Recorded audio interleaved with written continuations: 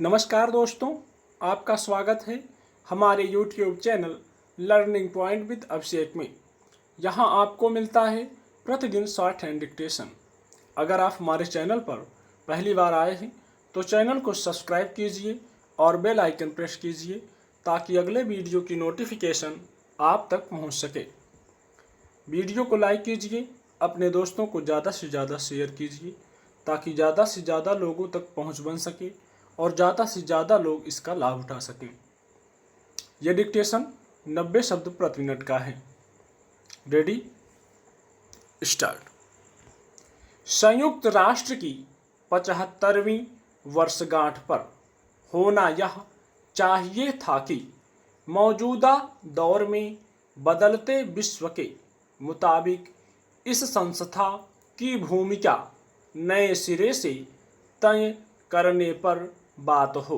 जरूरत होने पर उसके ढांचे और नीतियों में भी सुधार का सवाल उठाया जाए, लेकिन विडंबना यह है कि दुनिया के कुछ देश अंतर्राष्ट्रीय जमावड़े के ज़्यादातर मौके पर अपनी मौजूदगी को ऐसे मुद्दों को भुनाने का जरिया बना लेते हैं जो न केवल बेमानी होता है बल्कि दूसरे देशों की संप्रभुता तक में दखल होता है। भारत का पड़ोसी पाकिस्तान दुनिया भर में अब इसीलिए अपनी एक पहचान बना चुका है और उसकी बातों को बहुत सारे देश गंभीरता से नहीं लेते। लेकिन अफसोस यह है कि पाकिस्तान की इस छवि का उदाहरण सामने होने के बावजूद दूसरे कुछ देश इससे सबक लेने के बजाय उसी की तरह बनने में नहीं हिचक रहे हैं।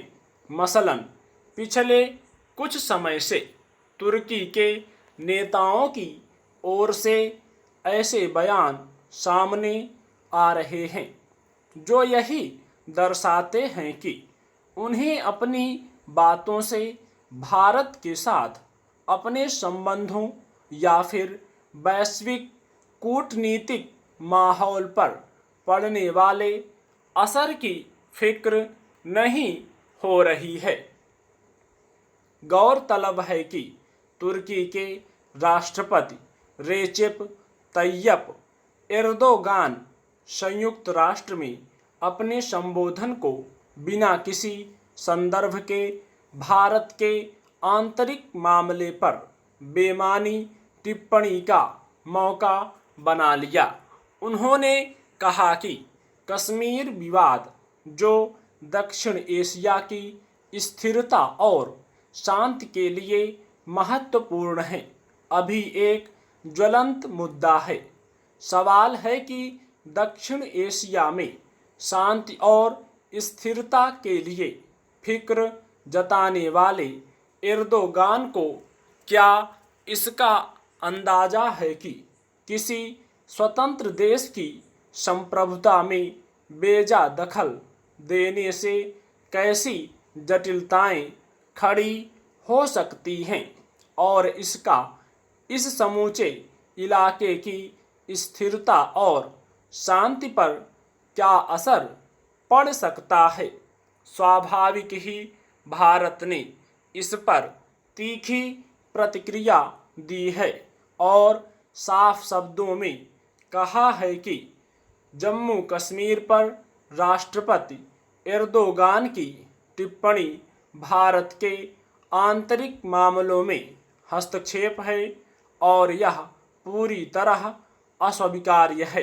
तुर्की को दूसरे देशों की संप्रभुता का सम्मान करना सीखना चाहिए और उसे अपनी नीतियों में गहराई से प्रतिबिंबित करना चाहिए। दरअसल अभी तक भारत के आंतरिक मामलों में बेवजह दखल देने के लिए कश्मीर का राग गाना पाकिस्तान अपनी ड्यूटी मानता रहा है। पाकिस्तान की इस आदत की वजह से विश्व के ज़्यादातर देशों ने उसकी बातों को महत्व देना बंद कर दिया है। हालत यह है कि अतीत में ऐसे कई मौके आए जब पाकिस्तान ने कश्मीर का मुद्दा छेड़ा तो ईरान जैसे कई इस्लामी देशों ने भी उसे ऐसा करने के लिए फटकार लगाई। लेकिन दिनों दिन पाकिस्तान के साथ करीबी बढ़ने के क्रम में तुर्की खुद भी उसी की भूमिका में उतरता दिख रहा है।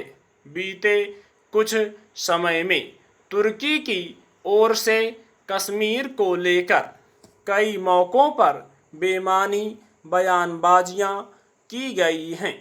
दरअसल पिछले कुछ सालों से एर्दोगान तुर्की को वैश्विक स्तर पर इस्लामी जगत की राजनीति का केंद्र बनाने की कोशिश में हैं।